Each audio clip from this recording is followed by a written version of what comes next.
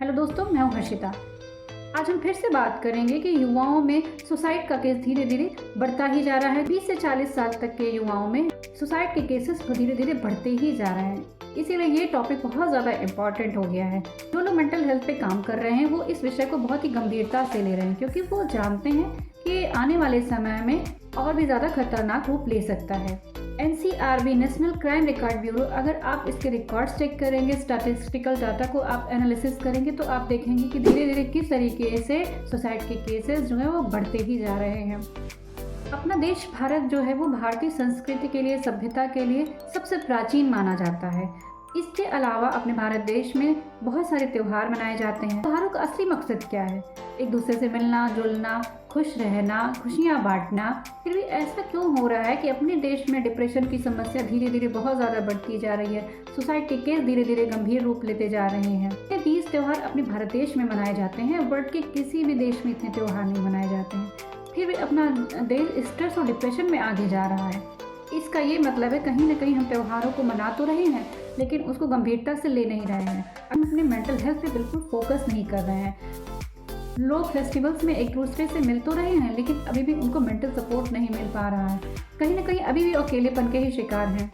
देखिए, mental health तब तक अच्छा नहीं होगा, स्ट्रेस और एंजाइटी से तब तक आप निकल नहीं पाएंगे जब तक हम अपने विचारों को ट्रांसफॉर्म नहीं करते हैं। युवाओं में जो सुसाइड के केस लगातार बढ़ते ही जा रहे हैं, उस टॉपिक पे सुधाकर दुबे, जो कि एक साइकोलॉजिकल काउंसलर है और काफ़ी लंबे समय से मेंटल हेल्थ पे काम भी कर रहे हैं, उनके विचार क्या हैं, आइए जानते हैं। मैं सुधाकर दुबे, साइकोलॉजिकल काउंसलर। आज की डेट में यह प्रायः देखने को मिल रहा है कि यंगस्टर्स में सुसाइडल जो रेट्स हैं वो बढ़े हैं पिछले 5-6 सालों में।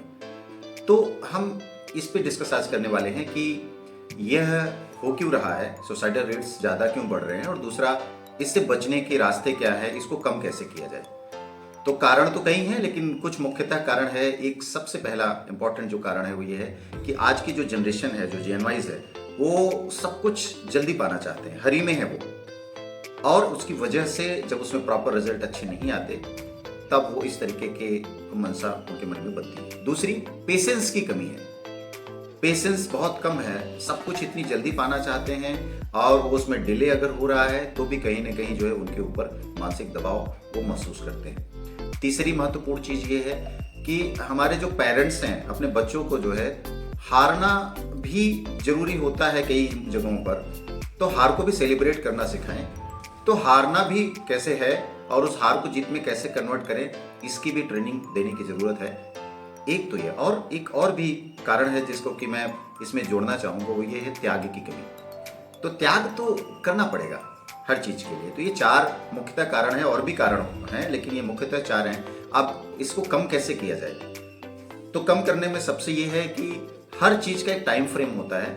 तो जो समय लगता है किसी रिजल्ट को पाने के लिए, वो समय उन्हें देना आना चाहिए और ये उनको पता होना चाहिए कि ये समय तो लगेगा ही लगेगा। दूसरी चीज, उनमें पेशेंस होना चाहिए कि कोई काम अगर हो रहा है तो उस समय वो लेगा। तो पेशेंस की भी कमी होनी जो है उसको भी दूर करने की जरूरत है। और तीसरी सबसे बड़ी चीज कि पेरेंट्स अपने बच्चों को सिखाएं कि वो हार को कैसे सेलिब्रेट करें और हार को फिर उसके बाद उसको जीत में कैसे कन्वर्ट करें। और एक और चीज कि उनमें त्याग की भी भावना होती है। कुछ भी अगर हमें हासिल करना है तो सबसे ज्यादा जरूरी ये भी होता है कि हम क्या क्या चीज छोड़ रहे हैं। हमारे लिए जो है नींद बड़ी अच्छी लगती है हमें, लेकिन हमें नींद को त्यागना पड़ेगा, इसलिए त्याग जो है वो। तो ये मुख्यतः है, अगर हम इसको फॉलो करते हैं तो निश्चित रूप से जो यंगस्टर्स हैं, जो ये देखने को ट्रेंड चल रहा है, उसमें जो है जरूर मतलब बदलाव होगा और कमी आएगी सुसाइडल रेट में। अगर हमसे पर्सनली कोई मिलना चाहता है या काउंसलिंग कराना चाहता है, संपर्क कर सकता है। जिस तरीके से आप लोग फनी वीडियो, जोक्स एक दूसरे को शेयर करते हैं, उसी तरीके से अगर ये वीडियो भी आप शेयर करेंगे तो आप तो मेंटली हेल्दी होंगे ही, ये सोसाइटी भी हेल्दी बनेगी और आपका भी उसमें छोटा सा योगदान होगा। बाकी अगले वीडियो में, तब तक के लिए थैंक यू, नमस्ते।